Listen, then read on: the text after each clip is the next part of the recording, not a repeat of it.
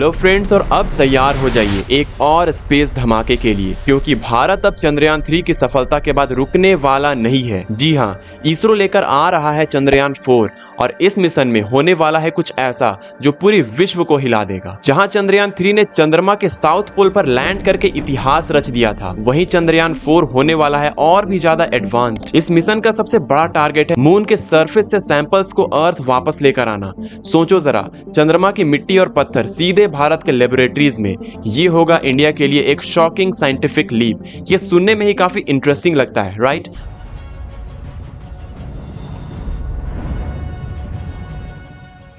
But बात यहीं खत्म नहीं होती। चंद्रयान 4 के लिए इसरो प्लान कर रहा है एक जॉइंट मिशन एक देश के साथ। अगर ये पार्टनरशिप होती है कंफर्म, तो इंडिया बनेगा स्पेस डिप्लोमेसी का भी सुपर पावर। इसका मतलब चंद्रयान 4 सिर्फ एक मिशन नहीं, बल्कि एक मैसेज होगा बाकी सब देश के लिए कि भारत अब सिर्फ स्पेस रेस का हिस्सा नहीं, बल्कि लीडर बन चुका है। वैसे तो ये कंफर्म नहीं है कि ये कब लॉन्च होगा, बट कहा जा रहा है कि 2026 के एंड में या फिर 2027 के स्टार्टिंग में ही ये लॉन्च होगा और ये करीब 3 केजी सैंपल्स को वापस अर्थ लेकर आएगा। एक और इंटरेस्टिंग बात है कि ये वहीं लैंड करेगा जहां चंद्रयान 3 ने लैंड किया था, and that is Shiv Shakti point. अब शायद आपके दिमाग में जरूर आ रहा होगा कि हम इन मून के सैंपल्स को क्या करेंगे।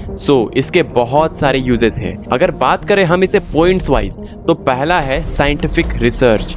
चंद्रमा की मिट्टी और पत्थरों को एनालिसिस करके हम जान पाएंगे कि मून का ओरिजिन और इवोल्यूशन कैसे हुआ था। ये हमें अर्थ मून सिस्टम की कहानी समझने में मदद करेगा। वैसे इन सब चीजों को बच्चों के चैप्टर्स में भी ऐड कर देना चाहिए। सेकंड पॉइंट है water and resources detection. Samples से मिलेगा प्रूफ कि वहां वाटर, आइस और रेयर मिनरल्स कितने हैं। ये फ्यूचर में फ्यूल बनाने और एस्ट्रोनॉट्स के लिए रिसोर्स प्रोवाइड करने में यूज हो सकता है। तीसरे पॉइंट की बात करें तो ह्यूमन सेटलमेंट प्लानिंग। सैंपल्स का केमिकल और फिजिकल स्टडी हमें बताएगा कि मून पर ह्यूमन बेस बनाने के लिए एनवायरनमेंट कितना सेफ है।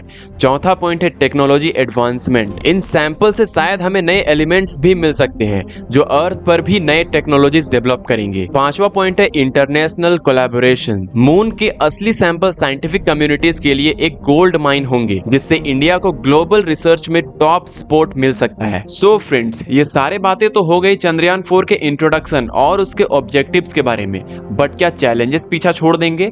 नहीं, चैलेंजेस भी हैं। अगर हम इसे पॉइंट वाइज बात करें तो पहला पॉइंट है safe landing and take off. Moon के सरफेस पर लैंड करना बहुत टफ है, क्योंकि वहां अनइवन टेरेन या फिर अनइवन जमीन है और सॉफ्ट रेगोलिथ या फिर सॉफ्ट मिट्टी है। सबसे बड़ी चैलेंज होगी मून से रॉकेट का सक्सेसफुल टेक ऑफ करना, सैंपल लेकर वापस भेजने के लिए। दूसरा पॉइंट है सैंपल कंटेमिनेशन रिस्क। सैंपल को अर्थ के बैक्टीरिया और एनवायरनमेंट से कंटेमिनेट होने से बचाना बहुत टफ है। और उल्टा, अगर कोई अननोन एलिमेंट या कंपाउंड मून से आता है तो अर्थ के लिए भी बायोसेफ्टी रिस्क हो सकता है। तीसरा पॉइंट है extreme condition on moon. Temperature -170 degree Celsius से +120 डिग्री सेल्सियस तक जाती है। ऐसे में drilling, collecting and storing samples technically challenging होगा। चौथा पॉइंट है टेक्नोलॉजी एंड कॉस्ट।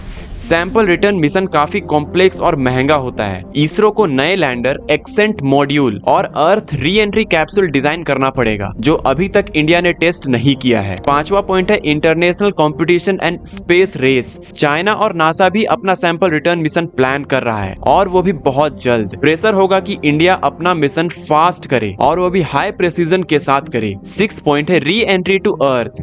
जब कैप्सूल अर्थ के एटमॉस्फेयर में वापस आएगा तो हीट शील्ड और लैंडिंग एक्यूरेसी काफी बड़ा चैलेंज होगा। अगर री एंट्री फेल हो जाती है तो सारा मिशन वेस्ट हो जाएगा और सारा मिशन का मेहनत पानी में मिल जाएगा। सो फ्रेंड्स, चंद्रयान 4 का मिशन जितना ही इंटरेस्टिंग और माइंड ब्लोइंग सुनने में लगता है, उतना ही चैलेंजिंग है। बट क्या हम रुकेंगे? जी नहीं। इसरो ने प्रिसाइज और फुल प्रूफ प्लानिंग के साथ सारे चीजों को सेट कर ली है। अब बस इंतजार है तो 2027 का, जब फिर से एक बार चंद्रयान 3 की तरह ही चंद्रयान 4 सारे भारतीयों का भरोसा लेकर चंद्रमा की ओर उड़ेगा, और वो पल हम हमेशा याद रखेंगे। सो फ्रेंड्स, आज के लिए इतना ही। अगर इसके बारे में आपको डिटेल्ड वीडियो चाहिए, जहाँ की उसके मैन्यूवर से लेकर के लैंडिंग तक हर कुछ डिटेल में एक्सप्लेन की गई हो, तो कमेंट करना। और अगर वीडियो सच में पसंद आया हो तो लाइक, शेयर, सब्सक्राइब जरूर करके जाना। Thank you.